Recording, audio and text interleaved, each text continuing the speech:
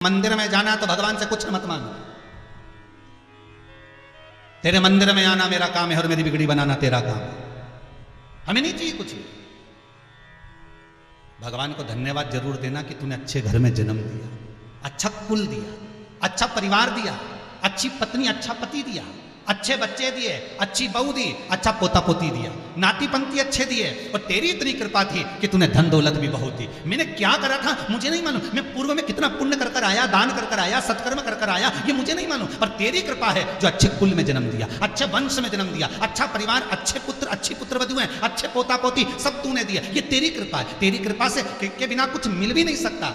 हमें तो मालूम नहीं था, ना जाने कौन सा पुण्य करा था। भगवान को बार बार धन्यवाद देना कि तेरी कृपा है। अच्छा हुआ तूने 3 बत्ती चौराहे पर मुझे नहीं बिठाया कटोरा लेकर। अच्छा हुआ किसी के ऐसे के घर में जन्म नहीं दिया। अच्छा हुआ तूने शरीर पूरा दिया। मालूम पड़े एक आध आंख मांख निपटा के भेज देता तो क्या झगड़ा करने ऊपर जाता।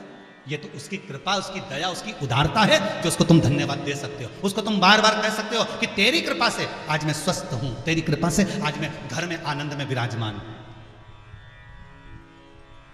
इससे पहले वाली कथा में कहा था कोरोना महामारी, कोरोना वायरस तुम्हारे मोहल्ले में पहुंच गया, तुम्हारी कॉलोनी में पहुंच गया, तुम्हारे दरवाजे तक पहुंच गया, किसी किसी के तो घर तक पहुंच गया। उसके बाद भी बाबा भोलेनाथ ने, त्रिकालदर्शी कैलाशी मेरे शंभू ने तुमको बचा कर रखा है, हाथ में झेल कर रखा है। तो शंकर को बार बार धन्यवाद देते रहना कि तेरी कृपा से बचाओ। नहीं तो मेरी मल्टी में, मेरे फ्लैट के पास में ना जाने कहां कहां तक आ गया। ये तेरी कृपा है, तेरी कृपा।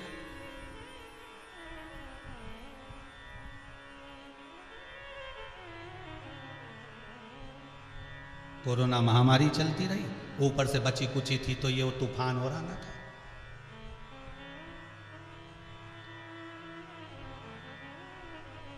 क्या नाम था? तोके तोके ताऊ।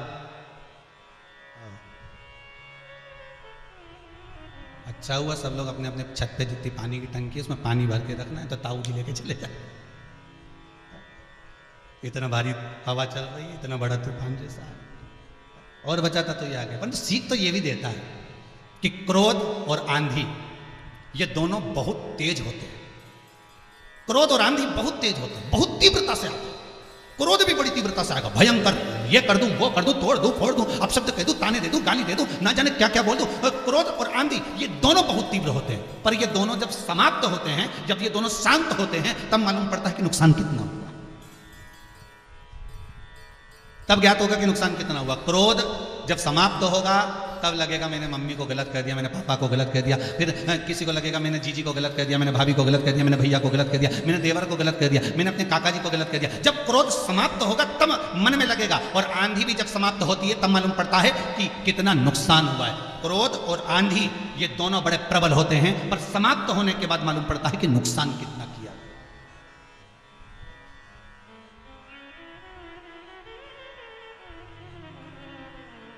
पर जब तूफान आता है उससे पहले अलर्ट कर दिया जाता है, सावधान, समुद्र में से नौकाओं को बाहर निकाल लो, मछुआरे दूर हो जाओ, सब अपना अपना घर संभाल लो। उससे पहले जब क्रोध आता है तो इस क्रोध को संयमित करने के लिए गुरु की वाणी का ध्यान करना चाहिए, सदगुरु की वाणी का ध्यान करना चाहिए, प्रवचन को ध्यान देना चाहिए। कि हमने शिव महापुराण में सुना था, हमने शंकर की कथा में सुना था कि जरा सा सती माता को क्रोध आया था। इतना क्रोध माता सती को आया कि मां दक्षायनी ये भूल गई थी कि मैं प्राणों को कहां त्याग रही हूं, और उन्होंने अपने प्राण यज्ञ के कुंड में त्याग दिया।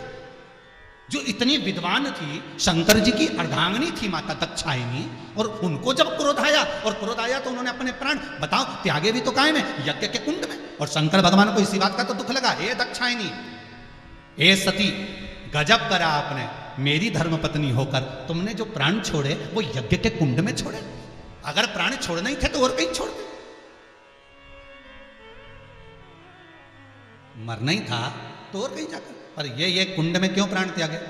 देवताओं का अपमान करा है तुमने। इसलिए हे सती, हे दक्षायनी, तुम्हें कोयल का जन्म लेना पड़ेगा। और इससे पहले वाली कथा में कहा था कि दक्षायनी को पार्वती बनने से पहले कोयल बनना पड़ा था, और 2 आषाढ़ के अधिक पड़े थे, अधिक मास 2 पड़े थे, तब जाकर ये कोयल की योनि से छूटी थी, फिर वापस हिमालय राज की कन्या पार्वती बनी थी। फिर थोड़ा सा क्रोध आता है और वो क्रोध में हम अपना नुकसान कर लेते। जरा सा।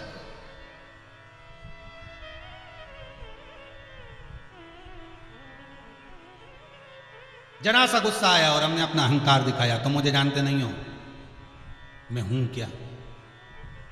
जिस दिन मेरा समय आएगा ना, उस दिन बताऊंगा कि मैं हूं क्या। अभी तुम मुझे पहचानते नहीं। क्रोध, अहंकार, अभिमान, जिस दिन मेरा समय आएगा मैं एक एक को बताऊंगा कि मैं हूं क्या। बस मेरा समय का इंतजार है मुझे। और एक दिन छाती में दर्द हुआ, हॉस्पिटल लेकर गए, डॉक्टर ने कह दिया समय आ गया। तब समझ में आया कि समय आना इसको कहते हैं। बाकी का जो समय गया वो तो जिंदगी जीने के लिए है, आनंद के लिए, अलमस्तता के लिए, भगवान के भजन के लिए, नाम जाप के लिए, नाम कीर्तन के लिए, नाम स्मरण के लिए। इसलिए बार बार कहते हैं कि श्वास में शिव समाया है और इस शिव को हमें पहचानना है। सुदामा जी जाते जाते अपने घर की ओर जब बढ़ रहे हैं तो उनके मन में ये आ रहा है कि मैंने कुछ मांगा नहीं, मैंने कुछ लिया नहीं, मैंने कुछ कहा नहीं। आपसे भी निवेदन है कि आप भगवान के मंदिर में जाओ, कुछ मत मांगो, कुछ मत बोलो, तुम तो जाओ, बस तेरे मंदिर में आना मेरा काम है। बस उससे जाके नयन मिला लो, उससे जाकर दर्शन कर लो।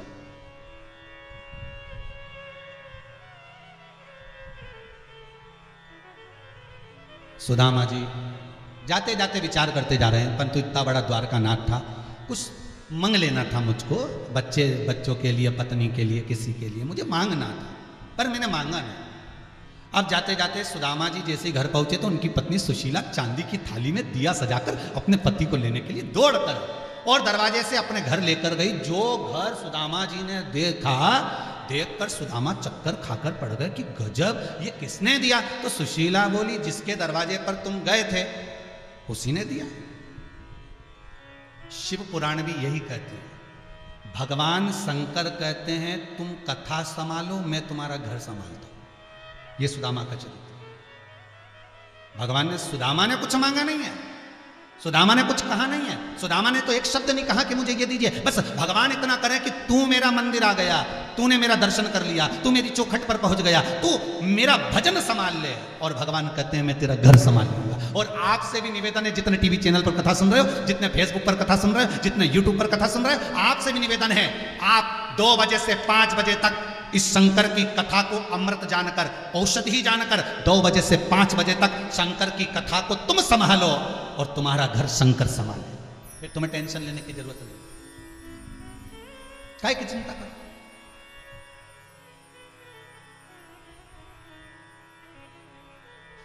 काय की चिंता। अभी 15 को समाप्त होनी थी कथा। 16 तारीख को किसी बहन का फोन आया था लातूर से, हमारे पड़ोस में उनसे बात चल रही थी, तो उन्होंने कहा हमारे पड़ोस में एक बेचारी, उसके घर के सब चले गए, अब उसकी बस केवल अम्मा बची है और एक बेचारी छोटी लड़की बची। गुरुजी बड़ा पूरा कोरोना आया। अब पूरे लातूर वालों को चिंता लगी कि इनका क्या होगा। तो हमने कहा लातूर वालों को चिंता करने की जरूरत नहीं है, चिंता करे वो जिसने जन्म दिया, चिंता वो करे, अपने को टेंशन लेने की क्या जरूरत।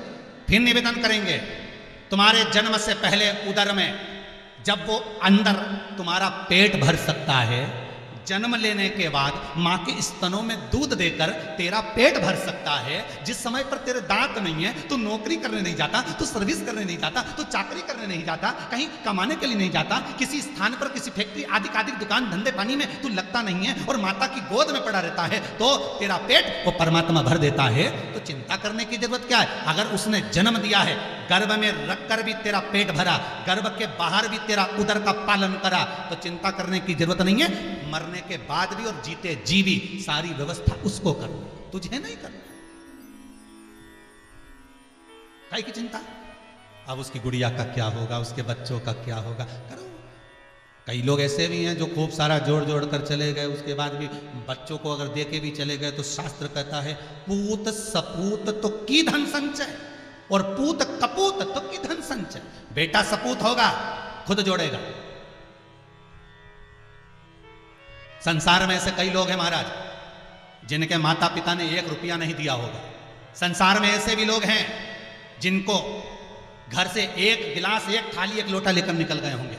संसार में ऐसे भी लोग हैं जब घर से निकले होंगे तो 1 जोड़ कपड़ा होगा। संसार में ऐसे भी लोग हैं जब घर से निकले होंगे तो कुछ भी हाथ में नहीं होगा। फिर भी निकल गए छोटे छोटे बच्चों को लेकर, अपना गांव छोड़कर, अपना नगर छोड़कर दूसरे नगर में, दूसरे गांव में, दूसरे प्रदेश में, दूसरी जगह चले गए। और वहां जाने के बाद उसके पास कुछ भी नहीं था, तो भी भगवान का नाम लेकर विश्वास रखकर जब काम चालू करा, हो सकता है कि आने वाले समय में उसकी फैक्ट्रियां भी चल रही हो सकता है आने वाले समय में उसकी दुकानें भी चल रही हो सकता है आने वाले समय में उसका व्यापार अच्छा चल रहा। उसकी किस्मत किसने बनाई? पूत सपूत तो की धन संचय। बस वो अपने संस्कारों पर जिया, वो अपने माता पिता के बतलाए मार्ग पर जिया, उसने अच्छा कर्म करा और नेक कर्म कर कर आगे बढ़ता रहा और बढ़ता रहा, बढ़ता रहा, बढ़ता रहा, इतना बढ़ गया कि आज दुनिया के लोग उससे प्रेरणा लेते हैं, परिवार के लोग उससे प्रेरणा लेते हैं। बस निवेदन इतना है कि पूत सपूत तो की धन संचय। अगर बेटा सपूत होगा, आपने अगर अपने बच्चों को अच्छा संस्कार दिया है तो बच्चे कुछ भी कर कर आनंद पा लेंगे। और पूत कपूत तो की धन संचय। अगर बेटा कपूत होगा, कितना भी जोड़ कर चले जाना, सब शेयर मार्केट में, डब्बा में सब गोल कर देंगे और पिताजी के पास आके आंसू बहा बहा कर रोएंगे, पिताजी। अब पिताजी भी क्या करे, उसने 2-4 एफडी करा के रखी है कि तोड़ के फिर दे देगा बेचारा, क्योंकि बाप क्या कर सकता है, माँ क्या कर सकती है, ले और ले जा, एक बार और कुछ कर ले जा।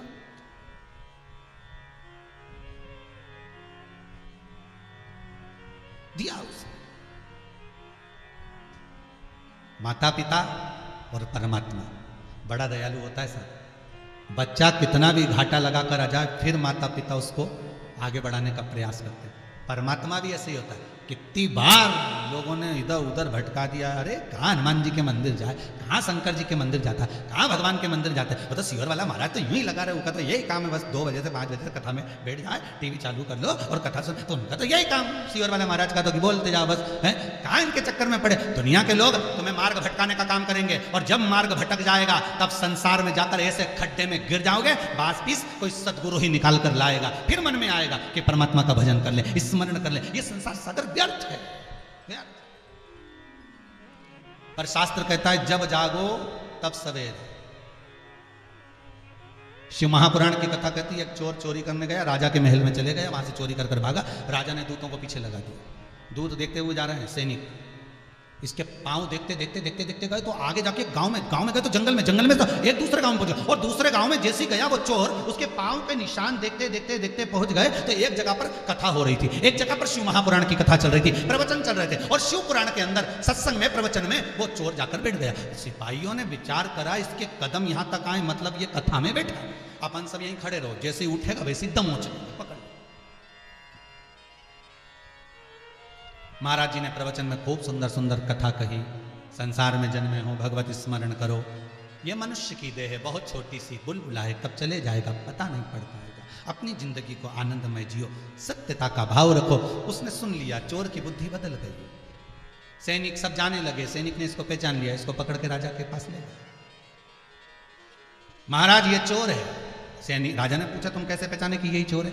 इसके कदम, इसके चरण के चिन्ह से हम पहचान गए, इसके चिन्ह और चोर के चिन्ह एक जैसे। अच्छा। राजा ने उससे पूछा तुमने चोरी करी?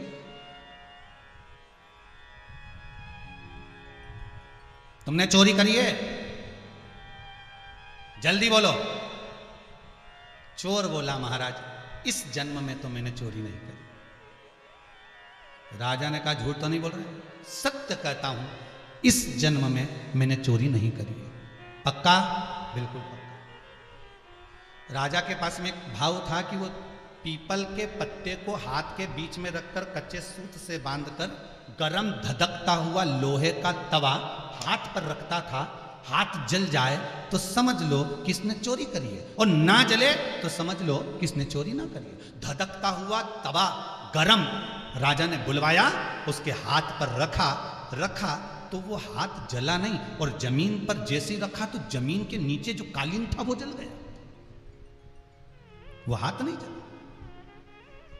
जब हाथ नहीं जला तो राजा ने कहा अपने सैनिकों से, अरे तुमने इसको पकड़ कर लिया, ये कितना बेचारा सत्यवादी है, और इस पे झूठा इल्जाम लगा दिया।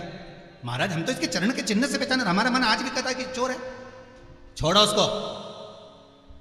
कितना सत्यवादी है कि उसका हाथ नहीं जला और नीचे कालीन जल गया।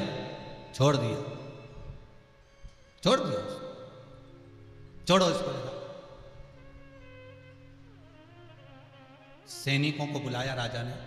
राजा बोला तुमने एक शरीफ व्यक्ति को पकड़ कर लेकर आए थे और उसको सजा दिलवा रहे थे। अब सजा तुम्हें मिलेगी, मृत्यु दंड मिलेगा।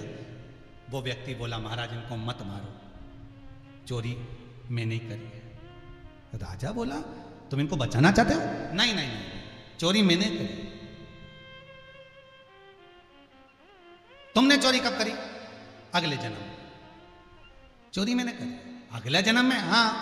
चोरी का सामान तुम्हारे पास में? हाँ। चलो मेरे साथ दिखाता हूं। वो जहां रखा था धन दे दिया। राजा ने पूछा तूने चोरी अगले जन्म में करी? हाँ पिछले जन्म, और इस जन्म में बिल्कुल नहीं करी। तो राजा ने पूछा ऐसा हुआ क्या? तो चोर ने कहा महाराज जब तक कथा नहीं सुनी थी उससे पहले एक जन्म था जिसमें मैं छल भी करता था, कपट करता था, बेईमानी करता था, प्रपंच करता था, झूठ बोलता था। एक जन्म वो था, और कथा सुनने के बाद मेरा दूसरा जन्म हुआ है जिसमें मैंने विचार कर लिया कि अब मैं चोरी नहीं करूंगा। तो ये मेरा जिस जन्म में मैंने चोरी करी उस जन्म का बता दिया। तो मैं सत्य कहता हूं कि इस जन्म में, अर्थात जब से मैंने कथा सुनी है, जब से मैंने भजन किया है, जब से मैंने स्मरण किया है, जब से मैंने नाम जाप लिया है, तब से मैंने ये सब काम बंद कर दिया। आपसे भी निवेदन है यही समझना कि शिव महापुराण की कथा सुनी उस दिन से हमारा दूसरा जन्म हो गया। हमारा दूसरा जन्म है, कहीं भगवान की कृपा, कहीं उसकी कृपा। तुम चंदा बनो तो मैं तारे बनूं, तुम चंदा बनो तो मैं तारे बनूं, आकाश में मिलेंगे ओ भोलेनाथ, आकाश में मिलेंगे ओ भोलेनाथ, तेरे संग में रहूंगी ओ भोलेनाथ, तेरे संग में रहूंगी ओ भोलेनाथ, मेरे ओ भोलेनाथ, ओ भोलेनाथ, मेरे ओ भोलेनाथ, ओ भोलेनाथ, मेरे ओ भोलेनाथ, ओ भोलेनाथ, मेरे ओ भोलेनाथ, ओ भोलेनाथ, तेरे संग में रहूंगी ओ भोलेनाथ, तेरे संग में रहूंगी ओ भोलेनाथ। जय हो।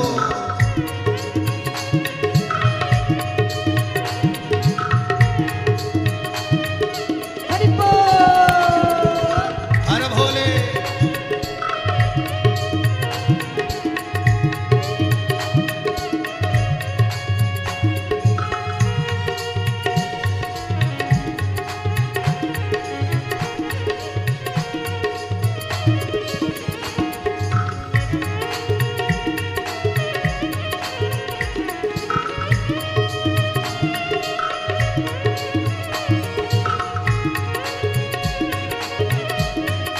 जय हो।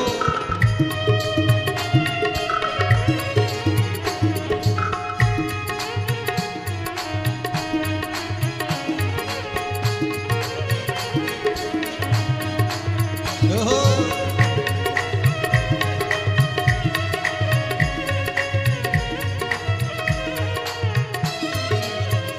तुम नदिया बनो तो मैं धारा बनूं, तुम नदिया बनो तो मैं धारा बनो, तुम नदिया बनो तो मैं धारा बनूं, तुम नदिया बनो तो मैं धारा बनो, पृथ्वी पे मिलेंगे ओ भोलेनाथ, पृथ्वी पे मिलेंगे ओ भोलेनाथ, तेरे संग में रहूंगी ओ भोलेनाथ, तेरे संग में रहूंगी ओ भोलेनाथ, मेरे ओ भोलेनाथ, ओ भोलेनाथ, मेरे ओ भोलेनाथ, ओ भोलेनाथ, मेरे ओ भोलेनाथ, ओ भोलेनाथ, मेरे ओ भोलेनाथ, ओ भोलेनाथ, तेरे संग में रहूंगी ओ भोलेनाथ, तेरे संग में रहूंगी ओ भोलेनाथ।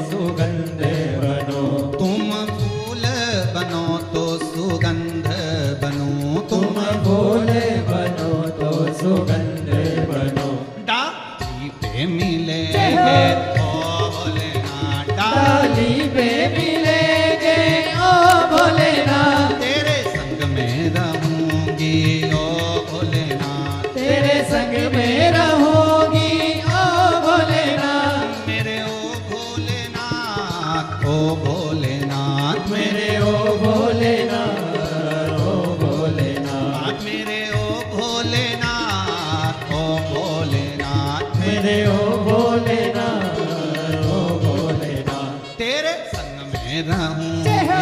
ओ भोलेनाथ, तेरे संग में रहोगी ओ भोलेनाथ। हो।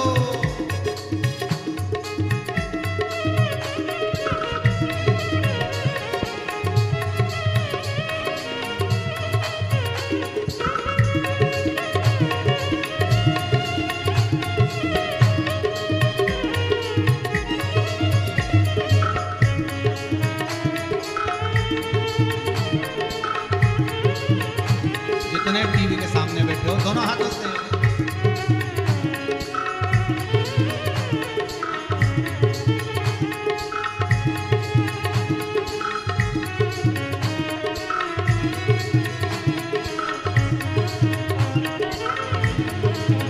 हर भोले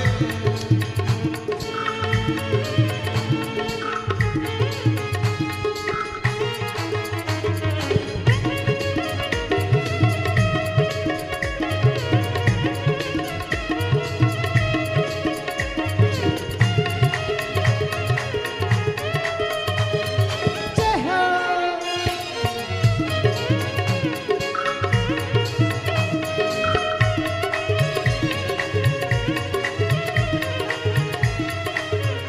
तुम पानी बनो तो मैं मछली बनूं, तुम पानी बनो तो मैं मछली बनो, तुम पानी बनो तो मैं मछली बनूं, तुम पानी बनो तो मैं मछली बनो, नदिया में जय मिलेंगे हो।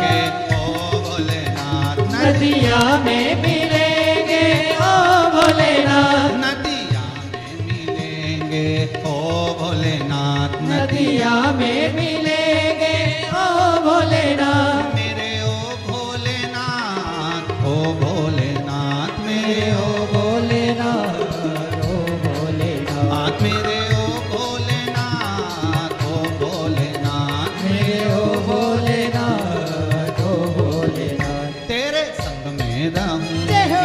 ओ भोलेनाथ, तेरे संग में रहोगी ओ भोलेनाथ, तेरे संग में रहूंगी ओ भोलेनाथ, तेरे संग में रहोगी ओ भोलेनाथ, तेरे संग में रहूंगी ओ भोलेनाथ, तेरे संग में रहोगी ओ भोलेनाथ, तेरे संग में रहूंगी ओ भोलेनाथ, तेरे संग में रहोगी ओ भोलेनाथ। हर हर महा।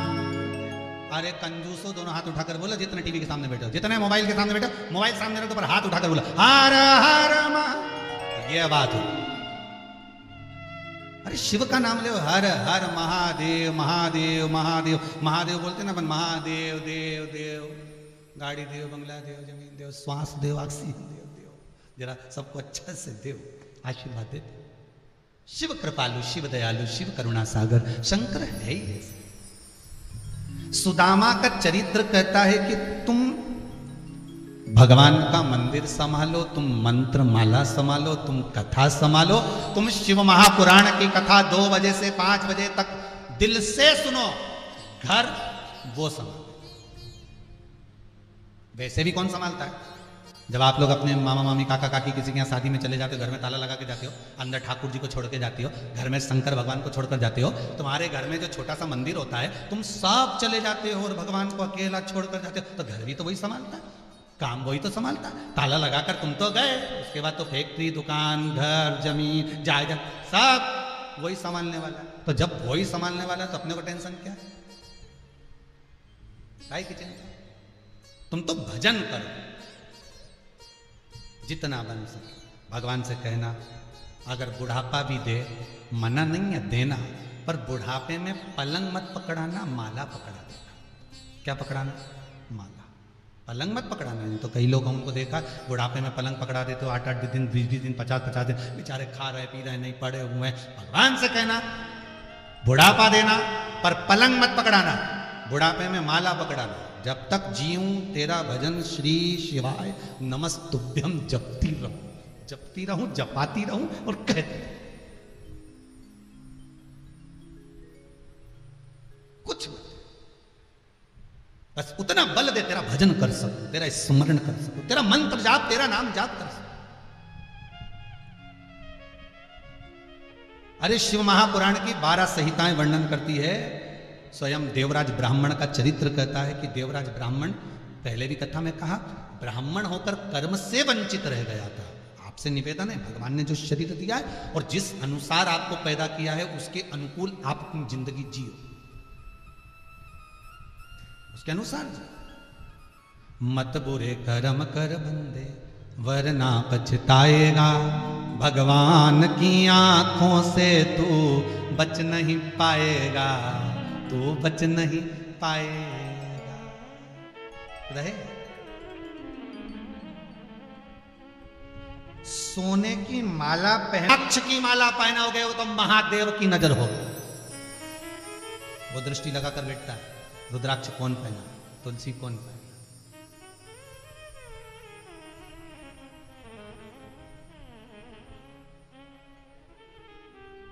कितना फ्रिज में मिठाई रखी रहती है, कितनी घर में ड्राई फ्रूट्स रखा रहता है, फल रखे रहते हैं, पर मरने वाले के लिए हमेशा लोग एक ही चीज कहते हैं, तुलसी का दल दे दो, गंगा जल दे दो। कभी कोई नहीं कहता फ्रिज खोल के पपीता खिला दो। प्राण जा रहा है, अंतिम सांस चल रही है, अंतिम क्षण जा रहा है। किसी ने तुम्हें ऐसी अकल दी कभी जिंदगी में? अरे बोलो तो, जितने लोग टीवी के सामने बैठे बोलो, कभी तुमसे किसी ने कहा ऐसा कि मरने वाले व्यक्ति को, अरे बेचारा मर रहा है, प्राण छूट रहा है, अंतिम सांसें चल रही है, बस डॉक्टर ने कहा मरने वाला है, और इतने में कोई घर का व्यक्ति आके कहते फ्रिज में से पपीता ला, जल्दी खिला, मर रही है। हर व्यक्ति एक ही बात कहेगा, गंगा जल दे दो, तुलसी का दल दे दो। बनाए नहीं है तुलसी का दल, गंगा जल, तो रुद्राक्ष का पानी दे दो। वो भी नहीं है तो बेलपत्री का पानी दे दो, पर मरने वाले के ऊपर कृपा कर दो। बस इतनी सी दया, इतनी कृपा। कोई नहीं कहता फ्रिज में ड्राई फ्रूट्स रखा है, बादाम काजू रखा है अलमारी में, वो निकाल के खिलाओ, मर रहा है बेचारा, अंतिम सांसें चल रही है। जिंदगी भर उसने काजू बहुत खाया, बादाम बहुत खाया, जब भी दिवाली पे मिलने जाता था 2-4 काजू बादाम तो खा के जाता था, अब की बार भी इसको काजू बादाम। कोई नहीं कहेगा, कहेगा तो एक ही बात कहेगा कि गंगा का जल दीजिए, तुलसी का दल दीजिए। अंतिम समय का एक ही तोड़ है, गंगा का जल, तुलसी का दल। अंतिम बिंदु वही है। माता के गर्भ से जन्म लिया तो दूध पिया, मरते समय मुख में गंगा जल और तुलसी का दल, बस, और जीव चला गया। तुम ऊपर, नीचे तुम्हारी तैयारी गुलाब जामुन, दही बड़ा, नुक्ती और सेव। तुम ऊपर से सोचते रहना अपने तो गंगा जल और तुलसी का दल दे के भेज दिया, और 12वें के दिन बताओ सब चीज खा रहा, और इतना बड़ा कंडा जला के घी शक्कर छोड़ दिया। बस यही जीवन है। अभी भी कुछ नहीं बिगड़ा, जियो, अभी भी कुछ नहीं बिगड़ा। मानव का शरीर मिला है, खूब भजन कर लो। भगवान से कहना बुढ़ापा देना, पर पलंग मत पकड़ा देना। बुढ़ापा देना तो माला पकड़ा देना। मेरा बुढ़ापा ऐसा होना चाहिए जिसमें मेरे घट की जिभ्या से, मेरे हाथों से, मेरे स्मरण से शंकर का नाम न छूटे, राम नाम, कृष्ण नाम न छूटे। जिसका मैं स्तमन करूं, जिसका मैं अनुमोदन करूं, जिसका मैं स्मरण करूं, वो ना छूटे। छूटे जाए ना माला कहीं प्रेम की, टूटे जाए ना माला कहीं प्रेम की, वरना अनमोल मोती बिखर जाएंगे। टूटे जाए ना माला कहीं प्रेम। तो प्रभु से कहना, हमें बुढ़ापा भी आए तो पलंग मत पकड़ाना, माला जरूर पकड़ाना। भजन करती रहूं, नाम जाप करती रहूं, स्मरण करती रहूं, अंतिम बिंदु तक श्री शिवाय नमस्तुभ्यम का स्मरण कर कर अंत में तेरे धाम को नहीं चाहिए। अंतिम अच्छा। अरे भाई, देवराज नाम का ब्राह्मण चोरी का धन लेकर गया, मंदिर में बैठकर कुछ देर की शिव पुराण की कथा सुन ली। बाद में जब प्राण छूटे कथा में कहा था कि बेलपत्री की पेड़ की छांव में प्राणों को छोड़ा था, इसलिए भगवान शंकर के धाम चले गया। हिंदू धर्म में एक नियम आज भी है कि जब कोई व्यक्ति मरता है, अब अभी कोरोना काल के अंतर्गत तो जो मर रहे हैं उनको डायरेक्ट ले जा रहे हैं और डायरेक्ट जला देते हैं, पर पहले ऐसा नियम था कि कोई मरने वाले व्यक्ति को कंधे पर अगर लेकर जाते थे तो एक जगह विश्राम स्थल होता था, एक जगह अर्थी को थोड़ी देर रखते थे। वो रखने वाली जो जगह होती थी वहां बेलपत्री का पौधा होता था, बेलपत्री का पेड़ होता था। क्यों? क्योंकि बेलपत्री के पेड़ के नीचे, बेलपत्री के वृक्ष की छाया किसी मरे हुए मुर्दे पर भी अगर पड़ जाती थी, वो जो मर गया है उसके शरीर को लेकर जा रहे हैं, और उस शरीर पर अगर वो बेलपत्री की छाया पड़ जाती थी तो उसको नरक नहीं भोगना पड़ता था। वो कैलाश के धाम में रहकर भगवान का भजन करता था। वो जीवात्मा फिर नरक नहीं भोगती, ना प्रेत की योनि, भले उसने जिंदगी में कितना पाप कराओ, भले उसने जिंदगी में कितना भी पाप कर्म कराओ। इससे पहले वाली कथा में कहा था, ये सोमानी जी करा ना, इससे पहले वाली जो बंसल परिवार कराए थे उसमें वर्णन करा था कि बेलपत्री का फल, बेले का फल या उसका रस अगर मुख में चला जाता है तो 27 दिन तक वो उदर में रहता है। 27 दिन के अंदर भी अगर किसी के प्राण छूट जाते हैं तो उसका फिर जन्म नहीं होता, वो भगवान के धाम में रह जाता है। फिर वो पुनरपि जननम पुनरपि मरणम, मृत्यु और जन्म के प्रपंच से दूर हो जाता है। मृत्यु और जन्म के प्रपंच से दूर।